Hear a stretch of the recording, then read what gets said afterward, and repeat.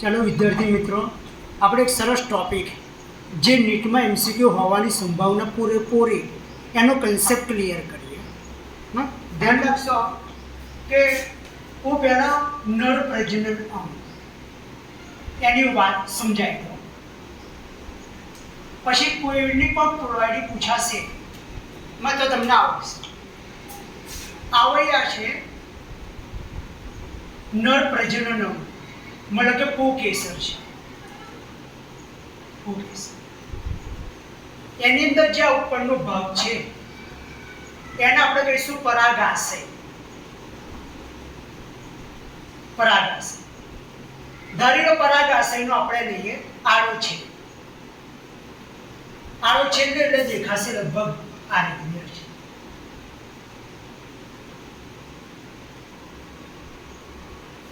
એના ચાર ખૂણાની અંદર ચાર લઘુ બીજાણુ ધાન્યો, જેને પરાગો કોથળી એ કહેવાય. આયન ધરીની ફાટ વડે છૂટા પડે એમાં બે ખંડ છે, દરેક ખંડની અંદર બીજા બે ખંડ, એટલે દેખાવે લાગશે ચતુષ્કોટરીય લાગે. આ લઘુ બીજાણુ ધાની છે. આ લઘુ બીજાણુ ધાની છે એની અંદર ચુસ્ત રીતે કોષો ગોઠવાયેલા હોય. આની અંદર ચુસ્ત રીતે ચુસ્ત રીતે કોષો ગોઠવાયેલા હોય. આને કેટલા નામ આલીશું? આ જે કોષો છે એને એક તો બીજાણુજનક પેશીના કોષ, બીજાણુજનક પેશીના કોષ, એને આપણે કહીશું લઘુ બીજાણુ માતૃકોષ. બધા 2NS લઘુ બીજાણુ માતૃકોષ. કાં તો પછી આને પોલર મધર સેલ, પરાગ માતૃકોષ, અથવા તો એને પીએમસી તરીકે ઓળખીશું. અને આ બધા કોષો છે એ વયા હશે 2N. માં દરેક કોષો અર્ધીકરણ પામશે અને ચાર ચાર લઘુ બીજાણુ મતલબ કે પરાગરજોનું નિર્માણ કરે છે. કારણ કે પરાગરજો વ્યાઈ જવાની સંભાવના બહુ, એટલે એકમાંથી બને ચાર અને ચારે ચાર કામમાં આવે. એટલે આનું હવે થશે અર્ધીકરણ. આનું થશે અર્ધીકરણ એટલે મળશે ચાર લઘુ બીજાણુ મતલબ કે પરાગરજો મળશે. શરૂઆતમાં જોડાઈ નહીં હોય, પછી છૂટી પડી જાય, જેની અંદર N કોષ કેન્દ્ર એટલે માતૃકોષ હંમેશા 2N હોય અને એનું અર્ધીકરણ થઈ અને 4N, આને કહીશું લઘુ બીજાણુ. કાં તો પછી આને આપણે કહીશું પરાગરજ. હવે તમને ખબર પરાગરજ નર જન્યુજનક અવસ્થા એનું પ્રતિનિધિત્વ કરે. આનો મોટો બતાવો કે આ N કોષ કેન્દ્ર છે. નર જન્યુજનક અવસ્થા કેમની બનશે? કારણ કે આવૃત્તિધારી વનસ્પતિમાં પરાગરજની અંદર નર જન્યુજનક અવસ્થા અને અંડકની અંદર માદા જન્યુજનક અવસ્થા, મતલબ ભ્રૂણપુટ બનવું જોઈએ. પહેલી આનો થશે સમવિભાજન. કારણ કે એનું કોઈ દિવસ અર્ધીકરણ ના થાય, સમવિભાજન જ થાય. એટલે આનું થશે સમવિભાજન. પણ સમવિભાજન એ કેવું? અસમભાજન પ્રકારનું. અસમભાજન પ્રકારનું સમવિભાજન થાય. એટલે આની અંદર બે કોષ કેન્દ્રો મળશે, એક મોટા કદનો કોષ અને એક નાના કદનો કોષ. જે મોટા કદનો કોષ છે એને આપણે વાનસ્પતિક કોષ કહીએ છીએ. વાનસ્પતિક કોષ અથવા તો એને નાળ કોષ કહીએ છીએ. અને જે નાના કદનો કોષ છે એને આપણે કહીશું જનન કોષ. હવે તમને ખબર મોટા ભાગની આવૃત્તિધારી વનસ્પતિ છે એવા બે કોષ કેન્દ્ર વાળી અવસ્થાએ મુક્ત થાય. બે કોષ કેન્દ્ર એટલે એક વાનસ્પતિક કોષ અને એક જનન કોષ, બેઉની પ્લોઇડી NN છે.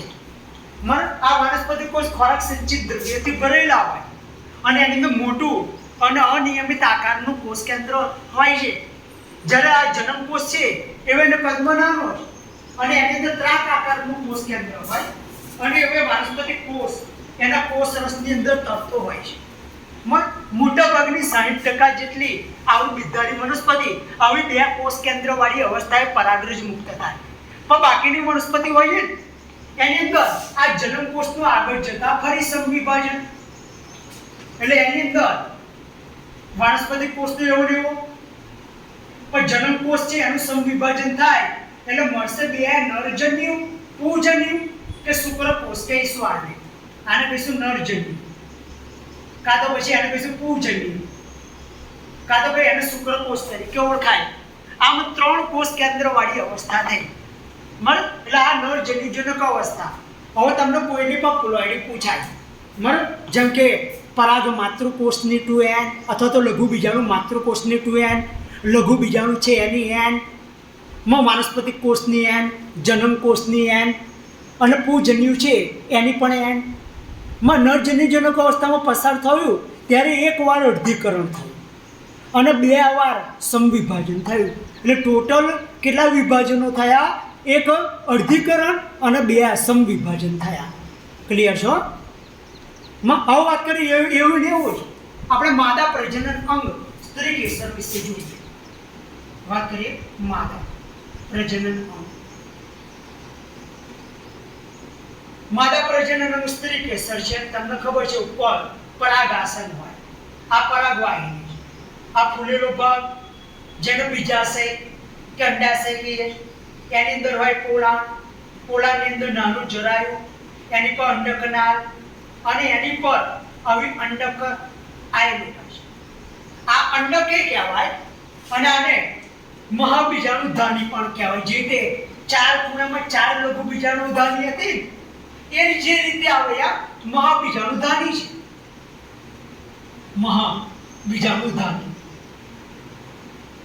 જેવી રીતે આવે એ ચુસ્ત રીતે ગોઠવેલા કોષોનો સમૂહ હતો ને, જેને બધાને લઘુ બીજાણુ માતૃકોષ કહેતા હતા, એ જ રીતે આની અંદર ચુસ્ત રીતે ગોઠવેલા કોષોનો સમૂહ હોય. તો આ બધાને આપણે મહાબીજાણુ માતૃકોષ નહીં કહીએ, આને કહીશું પ્રધિના કોષ. ધારી લો કે આ મહાબીજાણુ ધાની અંડક મોટું બતાવે, અંડક આવું હોય, એની પર 1 કે 2 રક્ષણાત્મક આવરણ, આની અંદર ચુસ્ત રીતે ગોઠવેલા કોષો હશે, ખોરાક સંચિત દ્રવ્યથી ભરેલા. આ બધા કોષોને આપણે કહીએ છીએ પ્રધિના કોષ. બધાને આની જેમ લઘુ બીજાણુ માતૃકોષ કીધેલા એવું આ બધાને મહાબીજાણુ માતૃકોષ નહીં કહીએ. આમાંનો કોઈ એક કોષ મોટા કદનો બનશે અને અંડ છિદ્ર કરી ખંચિત પામશે અને એ હશે 2n. આ 2n હતા આજુબાજુ અને આ 2n આ જે મોટા કદનો બન્યો એને આપણે કહીશું મહાબીજાણુ માતૃકોષ. આને કહીશું મહાબીજાણુ માતૃકોષ. માતૃકોષ તો હંમેશા 2n હોય, અથવા તો આને એમએમસી મેગાસ્પોર મધર સેલ કહીશું. આમાં એક જ મહાબીજાણુ માતૃકોષ બને. કારણ એવું છે કારણ કે આની અંદર અંડકોષ એકે વ્યય નહીં જવાનો. પેલામાં તો પરાગરજો બહુ વ્યય જવાના છે, લાખોમાંથી માત્ર એકાદને ફલન કરવાની સંભાવના હોય, કારણ કે વ્યય બહુ છે પવન પાણી વડે. આની અંદર તો અંડકોષ અહીંનું અહીં રહેવાનું છે. નરજન્યુ અહીંયા ઘડી આવીને ફલન કરશે, પરાગરજ અહીં આવશે, એટલે આ વ્યય નહીં જવાનો. એટલે આ પ્રદેના કોષ હતા બધા 2n. એમાંને એક કોષ મોટા કદનો પોષણ લઈને બને અને અંડ છિદ્ર કરી ગોઠવાય, એને મહાબીજાણુ માતૃકોષ કહેવાય. હવે આનું અર્ધીકરણ થાય. જે આનું અર્ધીકરણ થયેલું એ જ રીતે આનું પણ અર્ધીકરણ થાય. અર્ધીકરણ થશે એટલે આવ્યા અંડક છે. આની અંદર 4 મહાબીજાણુ બનશે, 1 2 3 અને આ 4. આજુબાજુ પ્રધિના કોષો છે જે આને પોષણ આપે છે. આ 4 n છે અને આ 4 ને આપણે કહીશું મહાબીજાણુ. જે તે લઘુ બીજાણુ n હતા એ જ રીતે આ મહાબીજાણુ છે અને આ પણ n છે. હવે તમને ખબર છે કે 4 કામમાં નહીં આવવાના. મોટા ભાગની આવૃત્તિધારી વનસ્પતિ એની અંદર અંડ છિદ્ર તરફના 3 મહાબીજાણુ છે એનું વિઘટન થઈ જાય અને અંડ છિદ્રથી ચોથા નંબરનો મતલબ કે અંડ તલ તરફનું જે મહાબીજાણુ છે એ સક્રિય બનશે અને એ માદા જન્યુજનક. આને ભ્રૂણપુત્ર બનાવવું પડશે. જે તે પેલા એ નરજન્યુજનક અવસ્થા બનાવી, આને માદા જન્યુજનક અવસ્થા બનાવવાની. એટલે તેનું વિઘટન એક જ સક્રિય બન્યું અને માદા જન્યુજનક ભ્રૂણપુત્ર બનાવશે. એવું પંચાનન મહેશ્વરી 1905માં કીધેલું કે એક સક્રિય બની અને ભ્રૂણપુત્ર બનાવે માદા જન્યુજનક. એટલે એને એક બીજાણુક વિકાસ મોનોસ્પોરિક વિકાસ કહેવાય. અપવાસ સંજોગોમાં બાયોસ્પોરિક અને ટેટ્રાસ્પોરિક જોવા મળે, પણ નોર્મલી તેનું વિઘટન થાય, એક જ સક્રિય બને.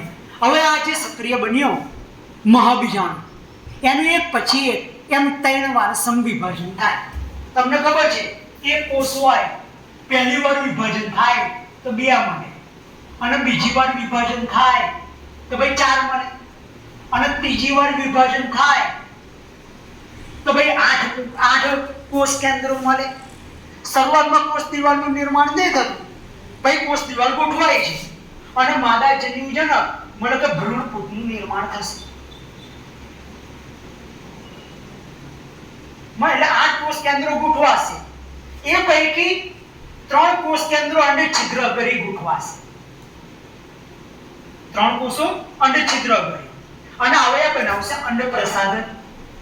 એટલે અંડપ્રસાધનને પ્લોઇડી સિંગ એન, કારણ કે સમવિભાજન થયું ને આ 3 વાર, એટલે એન એન અને એન અવયવ બનાવ્યું અંડપ્રસાધન.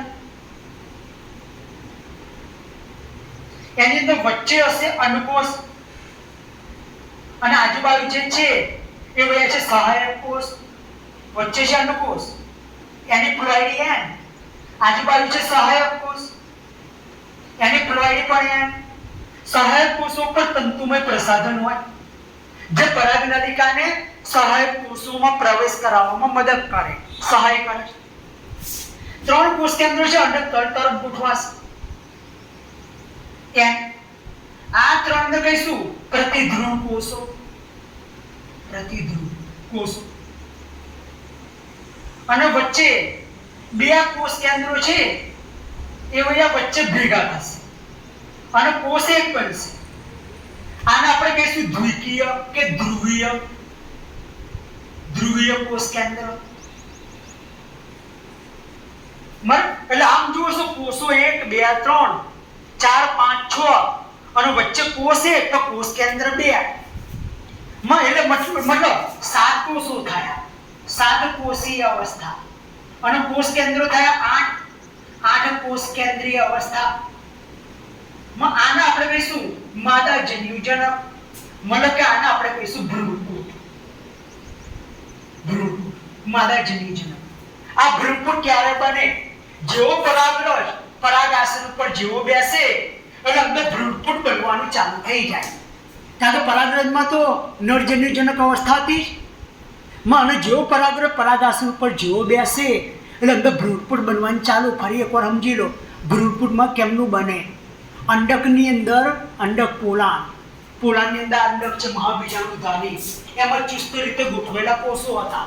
બધા કોષોને મહાબીજાણુ માતૃકોષ નહીં કહીએ, એ બધા કોષો છે ને એને પ્રદીના કોષ કહીશું. A to N જ છે. હવે એમાં એક કોષ મોટા કદનો બનશે અને અંડછિદ્ર અગરી ગોઠવાશે પોષણ લઈને, મોટા કદનો અને A to N છે, પણ આ એકને જ આપણે મહાબીજાણુ માતૃકોષ કહીશું. મહાબીજાણુ માતૃકોષનું પેલામાં માતૃકોષનું અર્ધીકરણ થતું હતું તો આ એ માતૃકોષનું અર્ધીકરણ થાય, 4 મહાબીજાણુ બને, એક લાઈનમાં ગોઠવાશે. એમાં 4 એન છે, 4ને મહાબીજાણુ કહેવાય. અંડછિદ્ર અગર ગોઠવેલા 3 છે ને એનું વિઘટન થાય અને અંડછિદ્રથી 4થા નંબરનો મતલબ કે અંડતલ તરફનો મહાબીજાણુ સક્રિય બને અને એનું એક પછી એક એમ 3 વાર સમવિભાજન થાય. પહેલી વાર સમવિભાજન થાય તો 2 મળે, બીજી અર્થે 4 મળે, ત્રીજી અર્થે 8 મળે. એવા 8 કોષ કેન્દ્રો મળે અને 8 કોષ કેન્દ્રો ગોઠવાય અને કોષ દિવાલ બને. એમાં 3 કોષ કેન્દ્ર અંડછિદ્ર અગરી ગોઠવાશે અને બનાવશે અંડપ્રસાધન. એમાં વચ્ચે અંડકોષ હોય, આજુબાજુ સહાયક કોષ. સહાયક કોષો ઉપર તંતુમય પ્રસાધન એટલે પરાગનલિકાને એની બાજુ આકર્ષે. 3 કોષ કેન્દ્રો અંડતલ તરફ ગોઠવાય અને વચ્ચે 2 કોષ કેન્દ્રો ભેગા થાય અને એક કોષ બનાવે. એને ધ્રુવીય કોષ કેન્દ્ર કહીશું અથવા દ્વિકોષ કેન્દ્રીય કોષ પણ કહેવાય. એટલે આમ કોષો 7 થયા, તમે સમજો. અને 8 કોષ કેન્દ્ર થાય.